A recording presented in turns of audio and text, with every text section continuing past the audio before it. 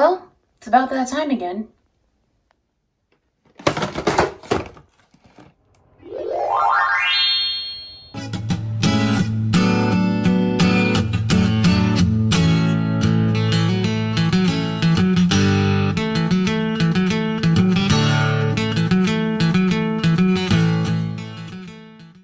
Previously on Sailing Adrift, we sought some professional help from our new best friend, Butch, and locked in the location for the mast support. Now that that's all figured out, we can start rebuilding the water tank below. For reference, this was our water tank before. So gross. We've put some work into it already. Mostly a lot of grinding and some sanding. We tried to keep as much of the structure as we could, but the baffles were pretty compromised. There's a file storage system down here. Look, you can put all your paperwork in the appropriate file. So we decided to cut these two baffles out, and then we'll make 3 new ones. One here, one here, one here. And as for this guy, the base for the mast support, we popped him out too. And he'll be getting a nice coat of fiberglass before being reinstalled. Last night, off camera, I encapsulated that mast support for the water tank there. So let's see how that turned out. This is it. It's ugly. I had to fill a bunch of holes in. Remember, this just needs to be functional. There was a bunch of holes that were in the sides of it, so I filled that with thickened epoxy, and then we fiberglassed over the top, trying to make sure it's nice and waterproof. It will get tabbing along the sides, so these corners aren't mission critical, but these definitely are, and the ones on the top. So there is 3 layers of fiberglass over this. We'll still put another couple of layers down at the bottom. Can only do so much at one time. How about those baffles?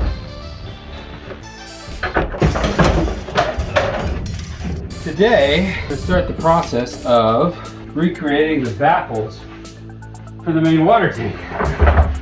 That was hard work. These are 2 of the skins from the existing baffles. We're going to kind of use these as templates, but not really. The reason I brought them down is because this will roughly be the right shape, and I want to lay it out on this piece of plywood. Not because we're going to be using plywood, but because we're going to use this plywood as a rigid backing so that we can use pure fiberglass. And that's because these are going to live inside a water tank. So I don't care how well you encapsulate something, eventually a breach is possible. And then you'd have a rotten piece of plywood, which is what happened when we pulled these out. There was literally the plies of the plywood. You could peel them off one by one. So we're going to lay up a bunch of glass to make a sheet and then cut them to shape. That's the game plan. We gotta figure out how to lay these out best. I think that this shape will offer up the ability to make 4 new ones. So that's what we're gonna do. Let's get this prepped. Since these aren't structural and they're really just functional because no one's ever gonna see them, the whole purpose of these baffles is just to keep the water from sloshing back and forth with the movement of the boat. We want to make them fairly thick so they don't get, I don't even know if we even need to make them thick, but I'm going to. Probably about maybe a 1/4 inch thick, we'll see. I did purchase this. This is chop strand mat. It is basically just a bunch of pieces of fiberglass being held together with a binding. And typically you don't want to use this when it comes to epoxy because that binding dissolves in polyester resin, which makes this conform to shapes really, really well. But when you use epoxy, the binding doesn't dissolve. But we're making this flat, so it doesn't matter. It's still a perfect product. And what it'll do is give us thickness and a sponge for our glass at a relatively low cost. It's a lot cheaper than the biaxial stuff we usually use. We'll still use the biaxial as the first and last layer, and then we'll use chop strand mat in the middle, and hopefully that gets us to about a 1/4 inch. But I'm gonna have to do some homework because we might need more than that. And if we do, we'll use it. So the black plastic is going to be here to keep our good piece of plywood pristine. What's weird is the epoxy is going to react with this plastic and make it kind of pucker, but I really don't mind. It'll keep the fiberglass straight. This will just kind of look ugly when we're done. I'm just going to tape it down and get it as flat as humanly possible. One thing that we will be doing though, so water tanks made of fiberglass are kind of a sticky thing. The process of making sure something is food safe is very, very expensive. Plus with a thing like epoxy resin, that's a lot of it's screw upable by a guy like me, the one that's actually mixing the product up. So to have very clear instructions and make sure they're followed and have that certified, it's virtually impossible. To kind of combat this, West Systems, the company that makes the epoxy that I use, they have said basically, this is not approved for potable water, but if I were making a tank and I was forced to use our product, this is how I would make it. So it's basically a way of them getting around the fact that you know, they're not approved for potable water, but they give you clear instructions. And the way they say to do that is to make the epoxy resin rich. Epoxy is two parts. You put in resin, which you know, is the actual thing that becomes the plastic, and then a hardener, the thing that turns it from a liquid into a solid. So normally I use the pumps, and it's one pump hardener, one pump resin. In this case, we're going to use more resin than we do hardener. So you use 6 pumps of resin for every 5 pumps of hardener. And what that does is it ensures that all the crap that's in the hardener that does its job gets catalyzed into turning the resin into something hard and usable, and doesn't get left behind and leach into the water supply. So my plan was to get it all ready, to get it glassed in, to use that resin-rich mixture when I do it, and then to coat it with a 2-part paint that is rated for potable water. So I went to the Hive Mind on the forums, and I found this product called, okay, I'm back. I went online and talked to the people on the forums, and they recommended an NSF rated product called Bar Rust, like BAR-RUST 233H. And that is a tank coating that is made for water safe applications. So I did find this product. It was recommended on a forum, and then I was looking online, and have gotten extremely lucky because there's this place I was about to order from, and then I just had this wild hair to check their contact page, and guess what? They're in Portland, and not only are they in Portland, they're like right up the street. They might not have it in stock. It might be like a special order item, but I would love to get my hands on a gallon of this stuff. Long story short, we're gonna roll on about 3 coats of that, and then roll on this fancy paint that is made for water tanks. And then this thing should be bulletproof and we should not die, which is the ultimate goal. I like to think I learn from my mistakes sometimes. So instead of just driving over there, I'm gonna call them just to make sure they have this product in stock. Brian, how can I help? Hi Brian, my name is Chris, and I found you guys' website, and you guys have a product called Bar Rust? Bar Rust 233H. Do you guys have that in stock? I do not. I sold my last one yesterday. Oh, you can... And the thing is, it's been sitting here for a couple months. Yeah, of course. When it rains, it pours. How long does that usually take to come in if it's available? If it's available, I can usually get it next day. Okay, cool. Well, I will give you a call back when I know more. Thank you, sir. Appreciate it. See, that's why you don't just show up.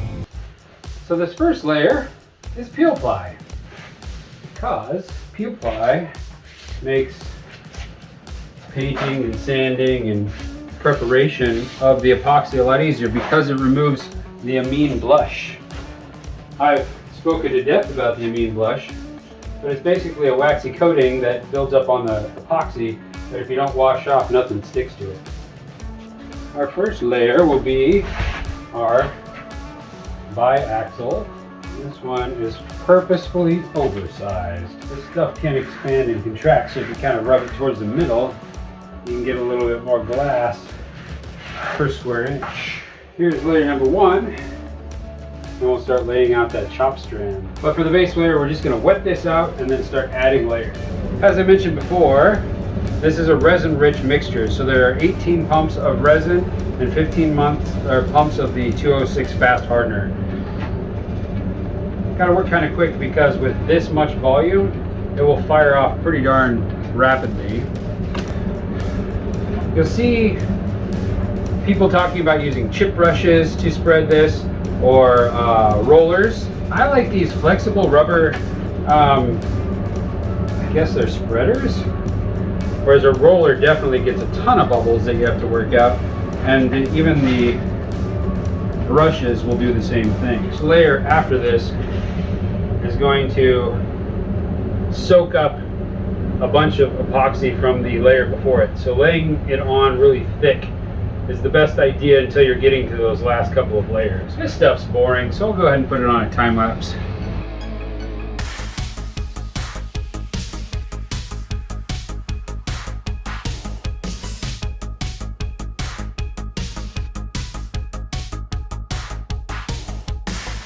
Here's the last one. Sweet. This is the last one. Do you remember what it's called? It goes on the top, Kelly? Peel ply. Yeah, that's what it is. Okay, I'm gonna just smooth this out and then we'll get a piece of peel ply. I'll get that and smooth it out, and then we'll have a 1, 2, 3, 4, 5, 6, 7 layer laminated fiberglass sheet that we can turn into baffles. Ready to see how we did? Mm-hmm. One of these days, I'm going to use peel ply, and there'll be 0 bubbles and 0 little ridges, and it'll be perfect. But that is not today. So we ended up doing a total of 7 layers, 2 the biaxial, 4 of the chop strand mat, and 1 of the wide weave. Ooh, static electricity. That is much more attractive. All right, let's see how thick we ended up. I'll say 6 millimeters, which is about a 1/4 inch. 1/4 inch, that should do. All we needed to do is be strong and knock down the water waves. Strategically, get as many of them out there as we can, and if it's possible, we might be able to do like 2 double thick baffles. So yesterday, Chris was out here working away. Not really sure what he was working on, but he did tell me that there is a bit of a mess to clean up. So I am out here today, not sure what to expect. Let's find out. Maybe I go in from the other side. Huh. Yeah, that's a bit of a mess, all right. Not sure why the engine room is open. I figured out why the engine room is open. There is now a giant hole from the water tank into the engine room. Not totally sure what that's about.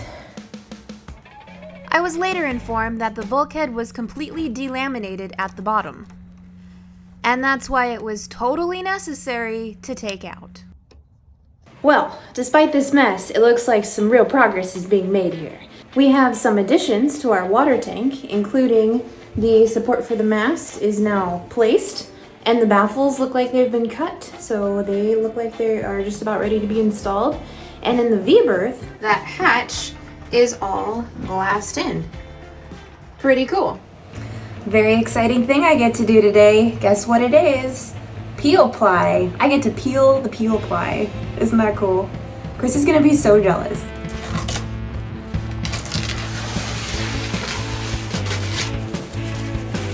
Well, I'm gonna go ahead and get started cleaning up so we can have a productive afternoon.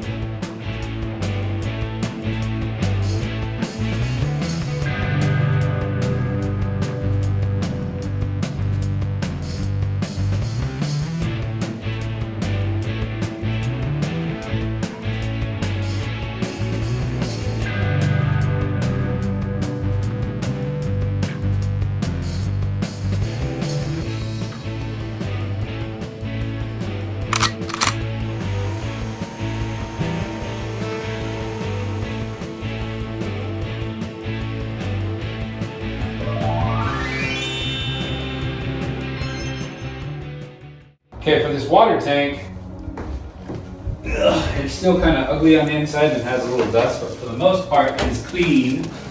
Nice butt. Thank you. I made these out of that sheet we put together. Mm-hmm. AA stands for Alcoholics Anonymous. It goes on the back side of the aft. Fits pretty good. We'll need to glass this in place. And then you can see that there's a gap at the top. Mm-hmm. That's so water can like equalize underneath and then air can travel above so we don't get any kind of vapor locking. And then this one, FF, what does that stand for? Fart face. Fart face. That means 4-4, which goes here. 4-4, like forward, forward. So I put FF on this side, meaning forward side of the forward one, and AA on this one, meaning aft side of the aft one. These are our baffles. Then this is the mast support. And once this is level, we will glass it in place with a bunch of thickened epoxy. And then on all of these, we will glass them in place. And then once that has been completed, we'll be ready for the rest of our process. This metal tube right here, that's to allow the airflow, just like on that side. And then our inlet is right there, that pipe. Yep. And that will come in and we'll make the fill right here so we can support it against this wall. We're gonna decommission this and then make a new one right here using this guy. This is a bulkhead fitting. Install it basically right here. And then we'll connect this PVC pipe supported along this wall into this end. And then over here, we'll just put a 45 to go down in there and fill this up. Oh, and then each of these bays will get an inspection port. And all of those will be for is to like get your arm in there and clean if we need to. Or inspect. Yeah, just look, see what's going on. Take a peekaboo. The other thing we have to do is create a pickup. Right now there's that old brass one. We'll repurpose it, but use food grade, made out of plastic. We want to make sure that we don't cause cancer in pregnant women in California. And then once we're done with that and everything's glassed in using that special mixture, we will apply the 3 coats of special hardener epoxy to create the barrier coat to make this completely waterproof. And then we will apply a couple of coats of the paint that I need to pick up tomorrow, which will make it nice and white and pretty and make you actually want to drink out of this disgusting thing. This is our lid, but I purposely made it too big. Wanna know why? I'm feeling like you're gonna route the edges off because you made me bring out the router. No cheating, dude. You asked Stop me. using your big brain. You asked me a question. I'm not gonna lie to you. Okay. Yes, that is correct. We're going to use the router. Tell me when it looks kind of square as you pull it towards you. Does that seem pretty good? So, to make sure this thing doesn't slide around, I'm going to put a couple of screws in it that will later become actual screw holes.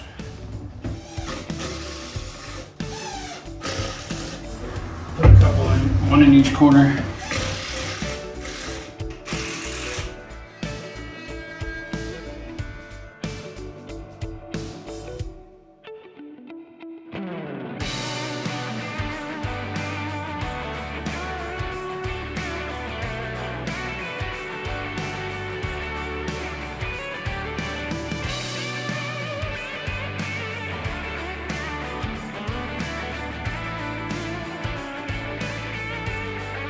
We got the perimeter routed out, and now, time to sand. Well, it's a good thing I vacuumed.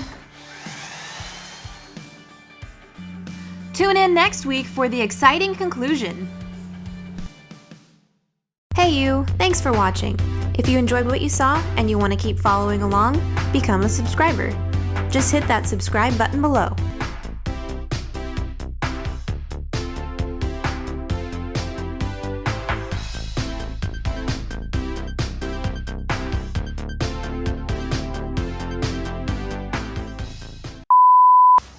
Unless you want to do it. Nope, I don't need you to be deaf either. What? Yeah. I'm done, Kelly. I finished. Where'd everybody go?